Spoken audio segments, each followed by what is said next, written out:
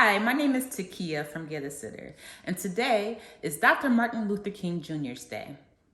This is a federal holiday that we celebrate all over the United States to honor a great man who spoke about the injustices the African American community suffered during the 60s civil rights era. This book is about his speech that he spoke, one of his most famous speeches. I'm going to read this book to you today. I Have a Dream by Dr. Martin Luther King Jr. Paintings by Kadir Nelson.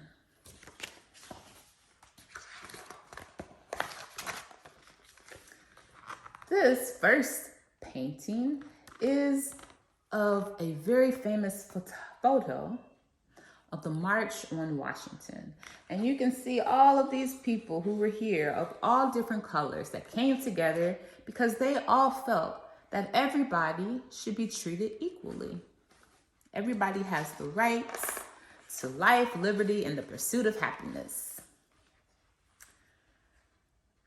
I say to you today, my friends, that even though we face the difficulties of today and tomorrow, I still have a dream. It is a dream deeply rooted in the American dream. Does anyone know what the American dream is? I have a dream that one day this nation will rise up and live out the true meaning of its creed. We hold these truths to be self-evident that all men are created equal. During this time, a lot of Black Americans were not treated the same as white Americans. I have a dream that one day on the red hills of Georgia, the sons of former slaves and the sons of former slave owners will be able to sit down at the table of brotherhood. I have a dream that one day the state of Mississippi, a state sweltering with the heat of injustice, sweltering with the heat of oppression, will be transformed into an oasis of freedom and justice.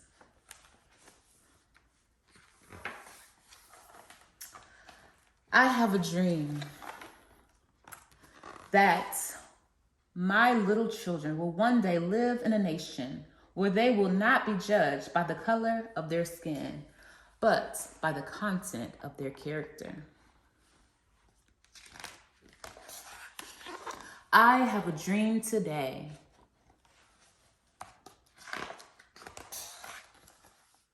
I have a dream that one day little Black boys and little Black girls will be able to join hands with little white boys and little white girls as sisters and brothers. I have a dream today. Does anyone out there have friends that look differently than you do? It's very important to have friends with different backgrounds so that we can get to know each other and understand other people's experiences. A lot of people today can thank Dr. Martin Luther King and all of the other leaders around that time who helped to desegregate schools so Black children and white children can go to the same schools. I have a dream that one day every valley shall be exalted and every hill and mountain shall be made low.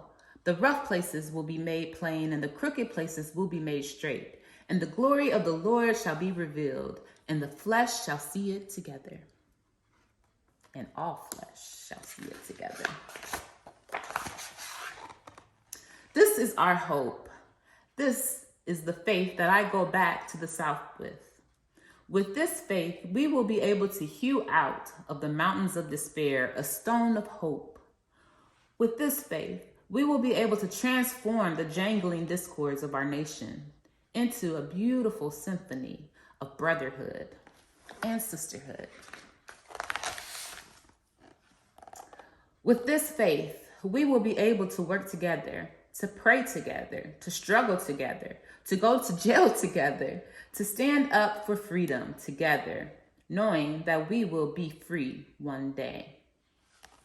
There was a lot of times where Dr. Martin Luther King and some of the men and women who marched with them went to jail because the laws did not allow for Black people to be treated the same.